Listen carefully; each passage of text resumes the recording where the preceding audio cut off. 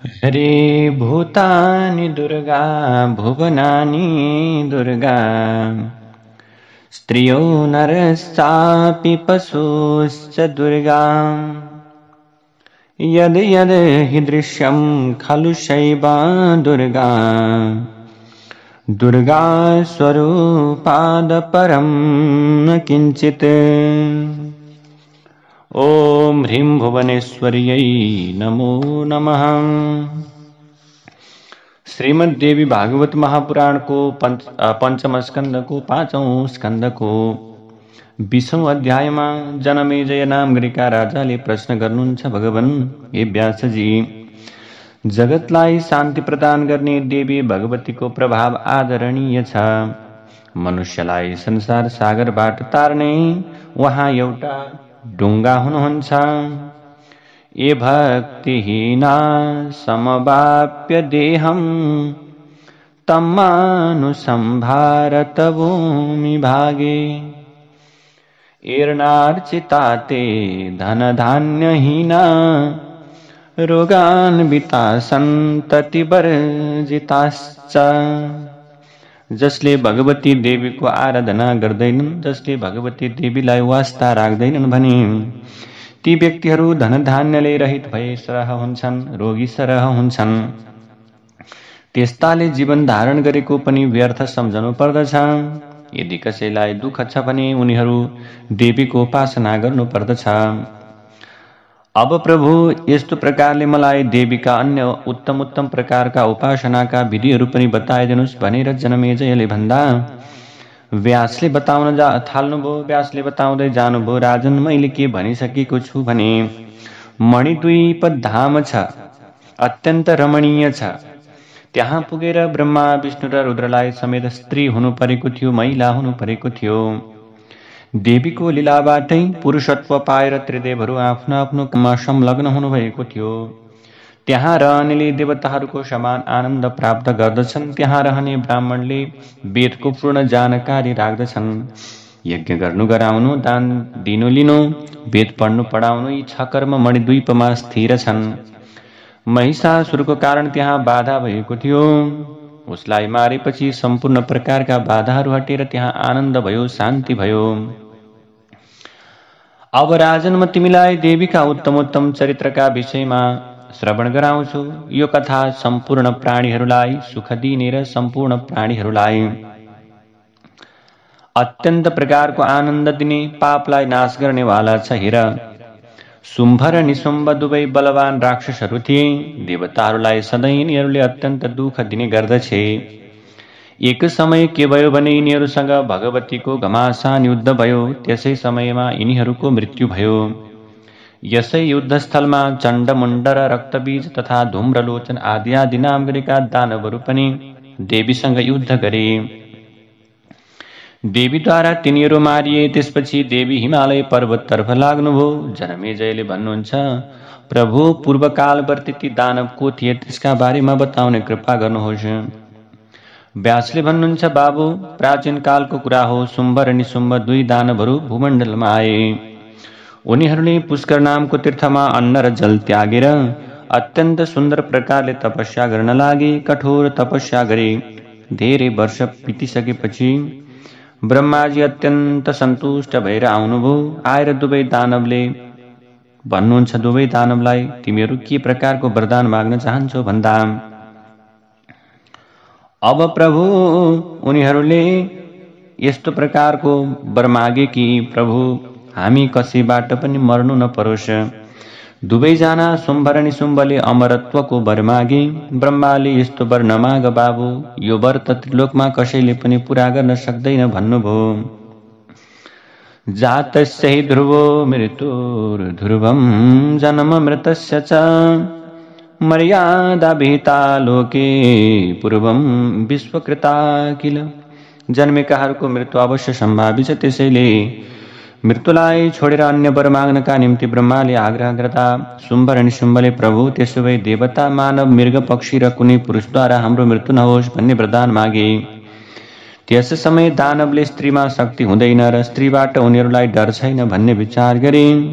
शुम्भ निशुम्भलाई वर दिएर ब्रह्मा आफ्नो धाममा जानुभयो। दानवहरू पनि आफ्नो धामतर्फ आफ्नो घरतर्फ फर्किए।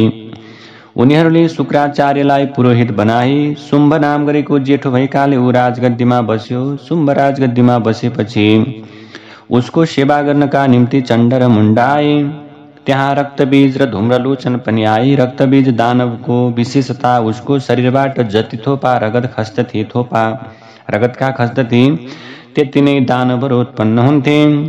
उत्पन्न दानव युद्धका लागि तत्पर हुन्थे। शुम्भले भूमण्डलमा आफ्नो प्रभुता बनाइसकेको थियो। उसले स्वर्गमा पनि प्रभु अधिकार जमाउनका निम्ति इन्द्रमाथि आक्रमण गर्यो। निशुम्भ पनि इन्द्रसँग युद्ध गर्नका निम्ति अगाडि सर्यो। इन्द्रले उसलाई मूर्छित बनाए। यो खबर सुनिसकेपछि शुम्भ युद्धस्थलमा आयो। उसले युद्ध गरेर इन्द्रलाई हरायो र स्वर्गका कल्पवृक्ष कामधेनु आदि आदि स्वर्गीय वस्तुहरू सबैमा अधिकार जमायो। शुम्भले कुबेरलाई पनि जितेर उनको सम्पूर्ण प्रकारको सम्पत्ति जितेर आफूले अधिकार लियो। देवताहरू अत्यन्त आत्तिएर पर्वतको गुफामा गएर लुक्न थाले। कालको गति अत्यन्त अद्भुत छ। उसको प्रभावले राजालाई भिक्षु बनाइदिन्छ, दातालाई भिकारी, बलवानलाई निर्बल, पण्डितलाई अज्ञानी र सुरवीरलाई कातर बनाइदिन्छ। यो सबै प्रारब्धको गतिबाट हुन्छ प्रभु। इन्द्रलाई जितेर शुम्भले धेरै कालसम्म स्वर्गमा शासन गर्यो। देवताहरू आत्तिए। देवताहरूले गुरु बृहस्पतिका समक्षमा गएर भन्दछन्, प्रभु हामी त अत्यन्त आत्तियौं, के गर्नु उचित होला? देवताको कुरालाई सुनेर बृहस्पतिले भन्नुभयो, दैव र प्रारब्ध दुवैको आश्रयमा रहनुपर्छ बाबु। हेर, पूर्व समयमा भगवती अत्यन्त प्रसन्न भएर महिषासुरको वध गरिसक्नु भएको छ। अतः तिमीहरू पनि शुम्भ र निशुम्भलाई जित्नका निम्ति के गर, भगवतीको अनुष्ठान गर। भगवती देवी अत्यन्त करुणामयी हुनुहुन्छ। उहाँ अवश्य पनि प्रसन्न हुनुहुनेछ। बृहस्पतिको कुरालाई सुनेपछि देवताहरू हिमालय पर्वतमा गए। सम्पूर्ण प्रकारका देवताहरू देवीको आराधनामा लागे। विश्वमा शासन गर्ने शक्ति हुनुभएकी हे देवी, हजुरलाई नमस्कार छ भनेर सबैले भक्तिपूर्वक दुर्गा भगवतीको आराधना गर्न थाले। अजः सृष्टिकर्ता मुकुन्दो वितायम हरो नाशकृद्वै पुराणे प्रसिद्धः न किं त्वत्प्रसूता त्रयस्ते युगादौ त्वमेवासि सर्वस्य तेनैव माता। हे देवी, हजुर विश्वकी रचयिता हुनुहुन्छ। ब्रह्मा विष्णु र शिव भएर संसारको सृष्टि गर्नुहुन्छ, संरक्षण गर्नुहुन्छ र संहार पनि गर्नुहुन्छ। हे देवी, हामी हजुरका छोरा बराबर छौं। सम्पूर्ण देवताहरूले हजुरका चरणमा शिर राखेका छौं। भगवती, हजुर कमला, लज्जा, कान्ति, कीर्ति, पुष्टि नामबाट संसारमा विख्यात हुनुहुन्छ। सबै देवताको प्रार्थनाबाट दुर्गा भगवती देवी अत्यन्त प्रसन्न हुनुभयो र तत्काल प्रकट हुनुभयो। देवीले भन्नुभयो, बाबु देवताहरू, आफ्नो समस्या मलाई बताऊ। देवताहरूले निवेदन गर्नुभयो, हे देवी, निशुम्भ र शुम्भ नाम गरेका दुई दानवबाट हामी अत्यन्त भयभीत भएका छौं। यिनीहरूका सहयोगी रक्तबीज र चण्डमुण्ड पनि अत्यन्त बलवान छन्। यिनीहरूले हाम्रो स्थानलाई हरण गरेका छन्। हे देवी, यिनीहरूको विनाश गरेर जगतलाई सुख प्रदान गर्नुहोस्। यही नै हाम्रो नम्र निवेदन छ। राजन, यसरी त्यस समयमा देवताहरू के भए शत्रुद्वारा अत्यन्त सन्तप्त थिए। उनीहरूको प्रार्थनाबाट देवी के हुनुभयो, अर्को रूपमा प्रकट हुनुभयो। भगवती पार्वतीको शरीरबाट कौशिकी नामले जगदम्बाका रूपमा प्रकट हुनुभयो। पार्वतीको शरीरबाट कौशिकी रूप प्रकट हुँदा पार्वतीको रूप कालो भयो। उहाँ कालिका नामबाट विख्यात हुनुभयो। उहाँ कालरात्रि नामबाट संसारमा प्रसिद्ध हुनुभयो। जगदम्बाले हाँस्दै हाँस्दै देवतालाई भन्नुभयो, तिमीहरू नडराऊ, निर्भय भएर आफ्नो आफ्नो ठाउँमा जाऊ। म शुम्भ र निशुम्भ नाम गरेका दानवलाई अवश्य पनि वध गर्नेछु। तिमीहरूलाई म कल्याण गर्नेछु। देवताहरूलाई निर्भय गराइसकेपछि देवी कौशिकी दानवहरूको नगरतर्फ लाग्नुभयो। उहाँले कालिकालाई साथमा लिएर नगरको नजिकमा पुगेर सङ्गीत बजाउन सुरु गर्नुभयो। श्रुत्वा तन्मधुरं गानं मोहमियो खगा मृगाः मुदञ्च परमां प्रापुर अमरा गगने स्थिताः। शुम्भका चण्ड र मुण्ड नाम गरेका दुईजना सेवक थिए।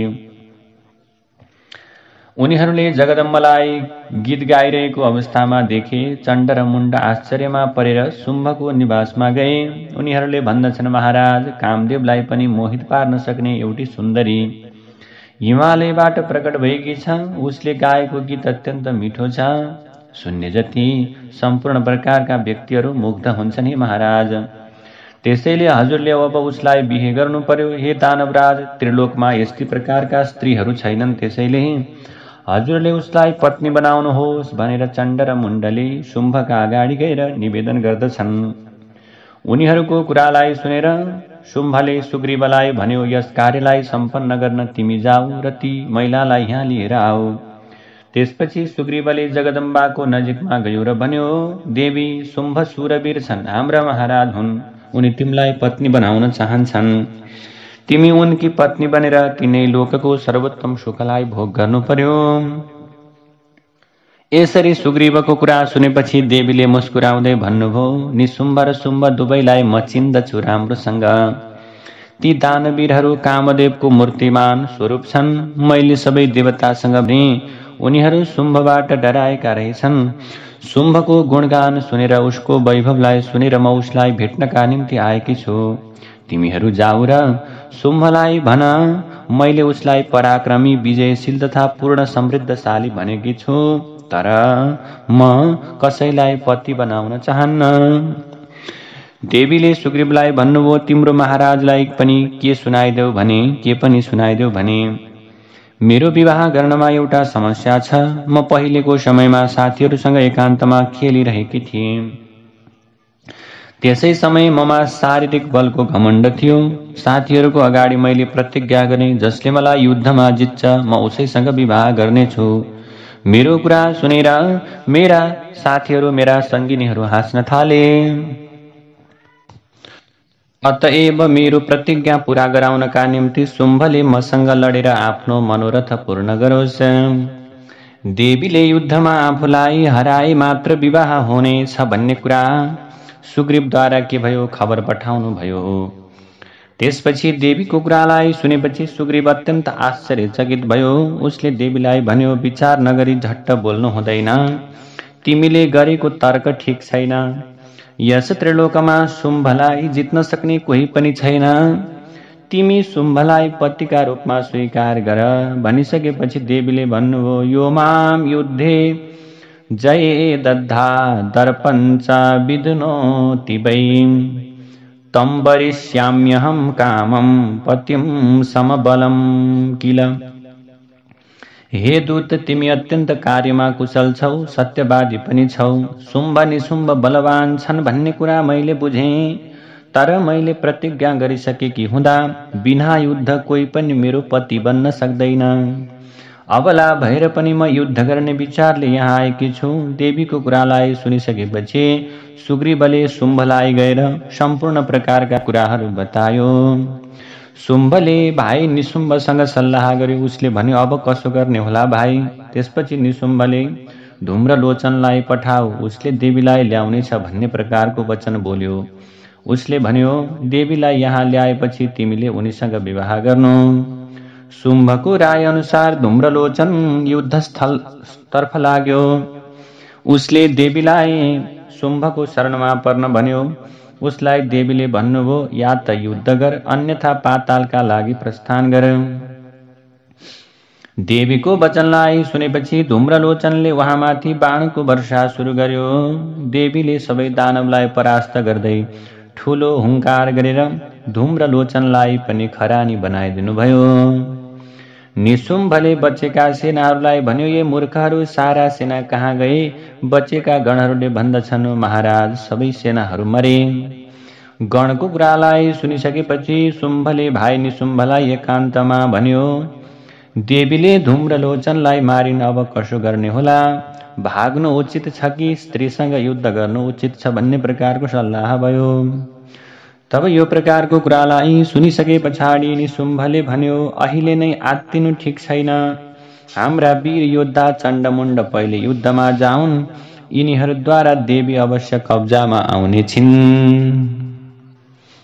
सानायाति गृहातापि गर्विता चाम्बिका यदि, तदा बाणैर्महातीक्ष्णैर्हन्तव्याः वमण्डिता।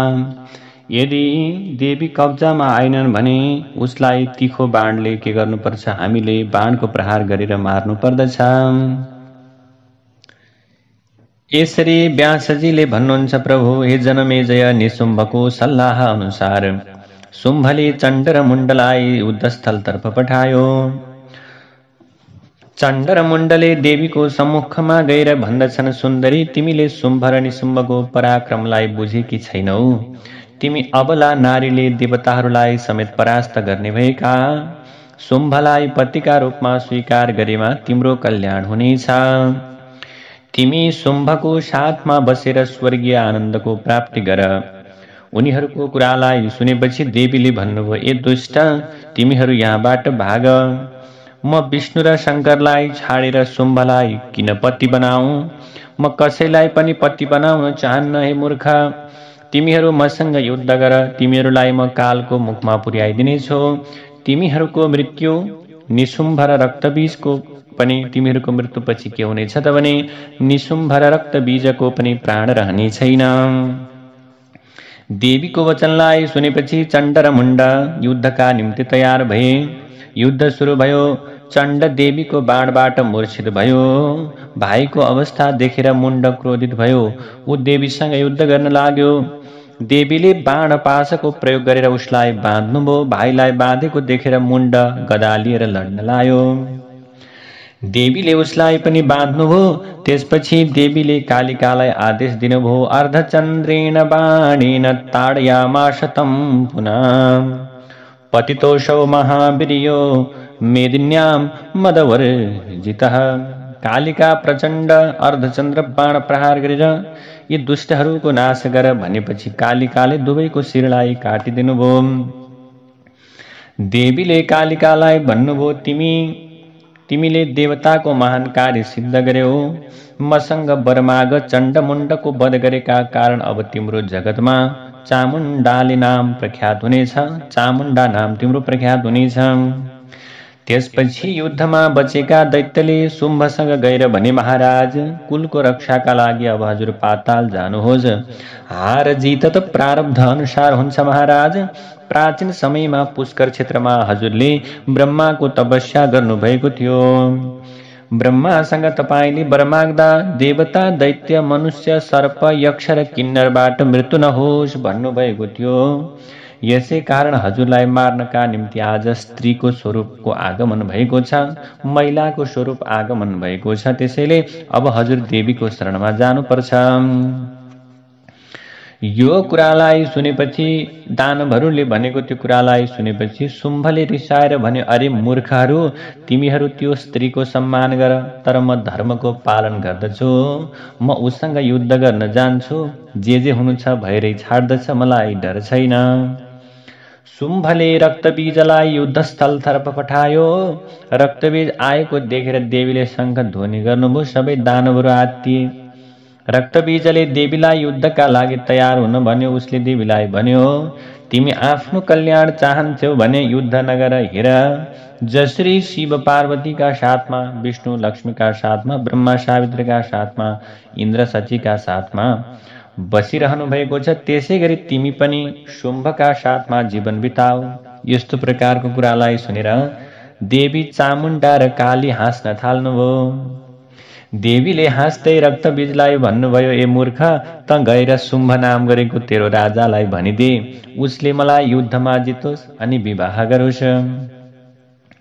देवीको वचनलाई सुनेपछि रक्तबीजले सिंहमाथि बाणको वर्षा सुरु गर्यो। देवीले बाणलाई छिन्न भिन्न पारिदिनुभयो।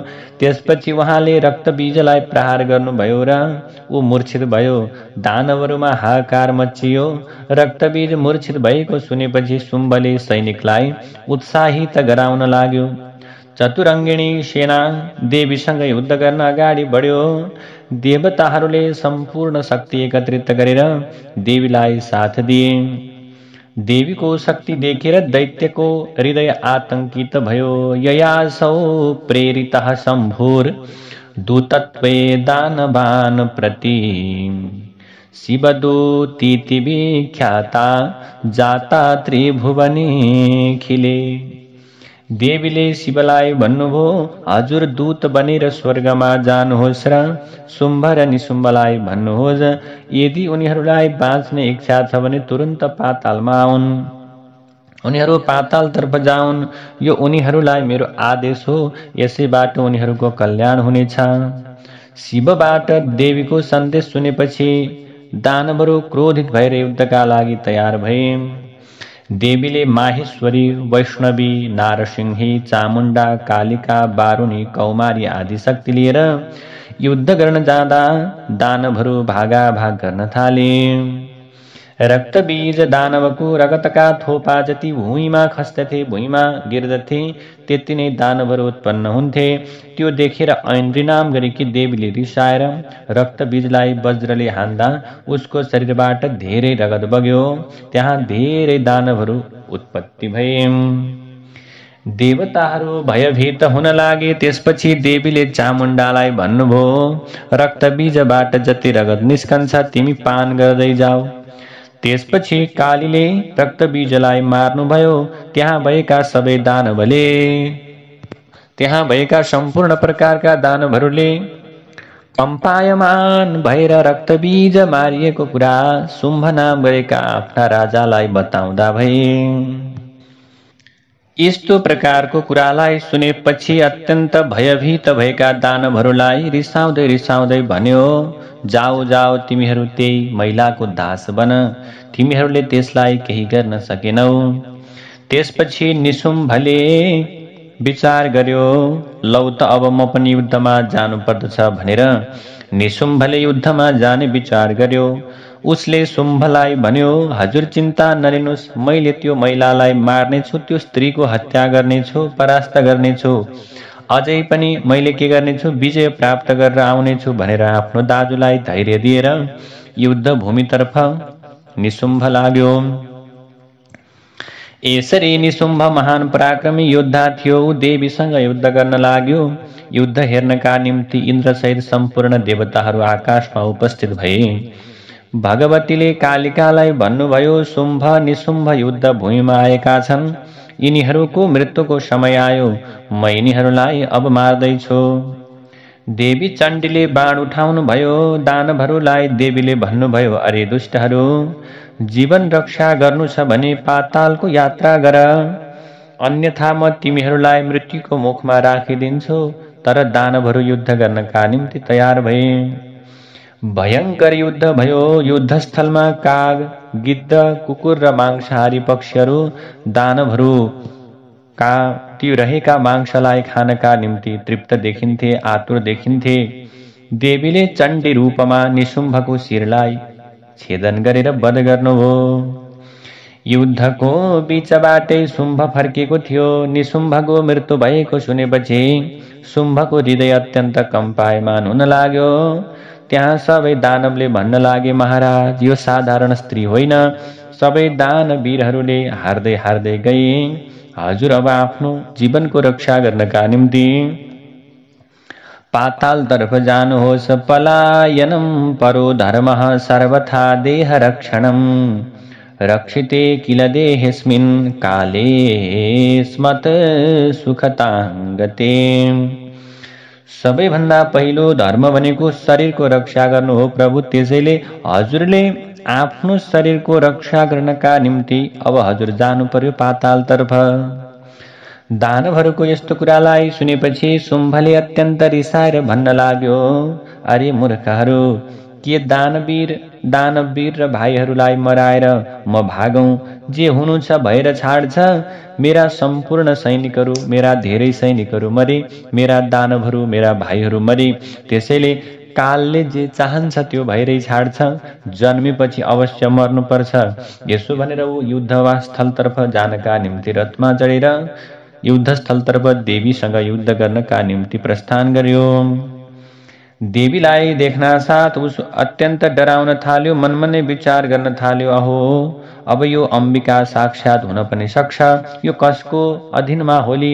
यसको हातबाट मर्नु पनि उपयुक्त छैन। आज महिलाको हातबाट म मरे भने मेरो अपकृति फैलिनेछ भन्ने विचार गरेर यस्तो कुरालाई चिन्तन गर्दै गर्दै गर्दै शुम्भले देवीलाई भन्यो, ए देवी, तिमी मसँग विवाह गर, अन्यथा युद्धका निम्ति तयार हौ भनिसकेपछि देवीले हाँस्दै भन्नुभयो, अरे मूर्ख, त कालिका र चामुण्डासँग युद्ध गर, म तेरो मृत्यु हेर्नका निम्ति मात्र उपस्थित भएकी हुँ। कालिका उससँग युद्ध गर्न लाग्नुभयो। उहाँले हाँस्दै शुम्भको दाहिने हात काटिदिनुभयो। त्यसपछि दुवै खुट्टा पनि छेदन गरिदिनुभयो। शुम्भ घस्सेर हिँड्न लाग्यो। कालिकाले अन्त्यमा उसको शिरलाई छेदन गर्नुभयो। यसरी शुम्भ र निशुम्भलाई देवीले के गर्नुभयो? वध गर्नुभयो। उहाँहरूको जय जयकार हुन लाग्यो। यसरी शुम्भ र निशुम्भलाई वध गरेको कथालाई श्रवण गरिसके पछाडि जनमेजय नामगरीका राजाले सोध्नुहुन्छ, हे व्यासजी, हजुरले भगवती जगदम्बाको प्रसङ्गका बारेमा अत्यन्त राम्रो ज्ञान दिनुभयो। सर्वप्रथम देवीका 3 चरित्रको प्रयोगबाट देवीको आराधना कसले गरेको थियो प्रभु? देवीको पूजा उपासना र होमको विधि समेत बताउने कृपा गर्नुहोस्।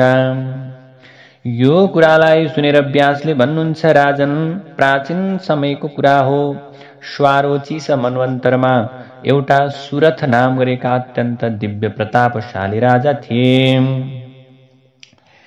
देवीको पूजा उपासना र होमको विधि समेत बताउने कृपा गर्ने विषयमा उहाँले के गर्नुभयो त भने सुरथ नाम गरेका राजाको प्रसङ्ग सुनाउनुभयो। ती राजा अत्यन्त सत्यवादी, कर्मनिष्ठ, ब्राह्मण सेवक, गुरु सेवक, पितृभक्त, कसैको विरोध नगर्ने अत्यन्त सदाचारी थिए।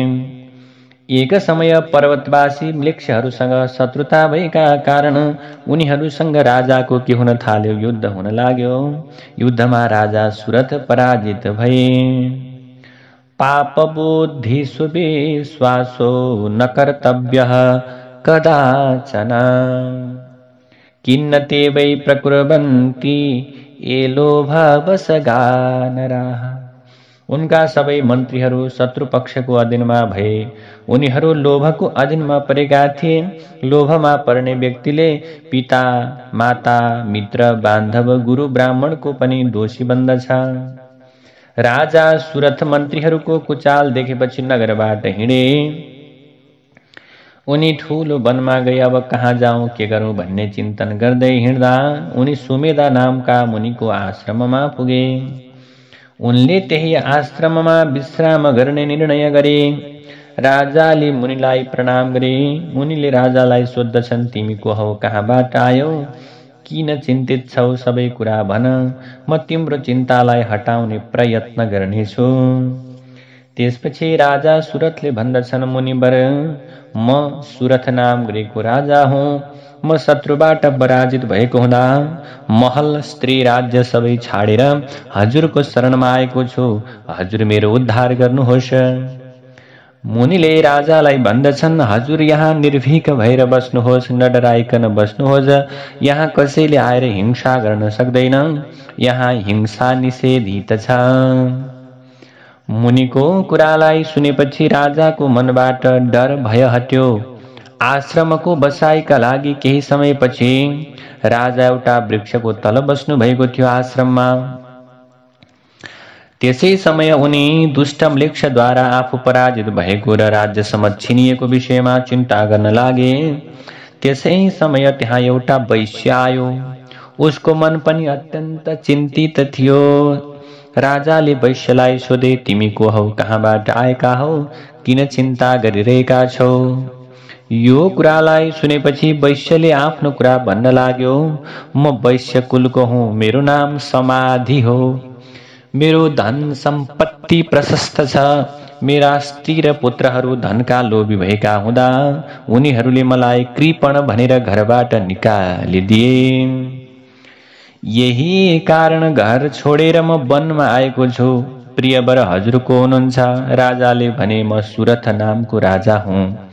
म पनि दुष्टहरूको आक्रमण र मन्त्रीहरूको धोकाको कारण भयभीत भएर राज्यलाई छाडेर यहाँ आएर समय व्यतीत गरिरहेको छु।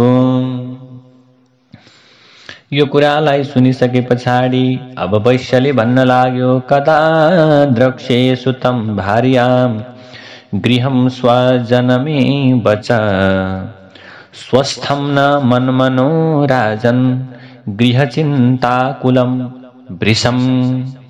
वैश्यले भन्न लाग्यो, हे राजन, घर त्यागेर आए पनि मेरा मनमा मेरो छोरा, मेरी श्रीमती, घर र बन्धु बान्धवलाई कतिखेर कहाँ भेटौं भइरहेको छ। तब राजाले भन्दछन्, जसले तिमीलाई घरबाट निकालिदिए के उनीहरूलाई देखेर तिमीलाई सुख मिल्छ त? तिमीलाई जस्तै मलाई पनि राज्य र स्त्रीको सबैको चिन्ता लागिरहेको छ।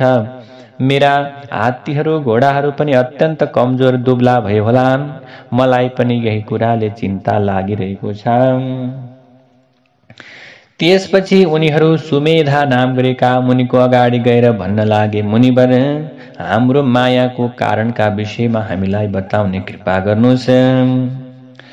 त्यसपछि मुनिले उनीहरूलाई शोक र मोह विनाश गर्नका निम्ति उत्तम प्रकारको ज्ञान दिन सुरुवात गर्नुभयो। मुनिले भन्नुभयो, राजन सुन्नुहोस्, संसारलाई मायामा फसाउने महामाया हुन्। देवता, मनुष्य, गन्धर्व, नाग, राक्षस, वृक्षलता, पशुपक्षी सबै मायाको अधीनमा छन्। राजा आद्या शक्ति भगवतीबाट यो संसार मोहित छ हे राजन। भनिसकेपछि अब सुरथ नाम गरेका राजाले सोध्नुहुन्छ, हे प्रभु, भगवती महामायाको स्वरूप र प्रकटको कारण बताउनुहोस्। भगवतीले किन महामायाको स्वरूपलाई धारण गर्नुभयो, यसको कारण हामीलाई बताइदिनुहोस्। अनि महामाया भगवती कुन ठाउँमा रहनुहुन्छ, भगवतीको स्वरूप र उहाँ किन यो संसारमा अवतरित हुनुभयो, सो कुराको कारण र त्यो स्थानको विषयमा पनि जहाँ महामाया भगवती बस्नुहुन्छ त्यो विषयमा पनि हजुरले हामीलाई बताइदिनु पर्यो भनेर सुरथ नाम गरेका राजाले सुमेधा नाम गरेका मुनिलाई बारम्बार बिन्ती गर्नुभयो। देवी प्रपन्नार्ति हरे प्रसीद प्रसीद मातर जगतोऽखिलस्य प्रसीद विश्वेश्वरी पाहि विश्वम् त्वमीश्वरी देवी चराचरस्य।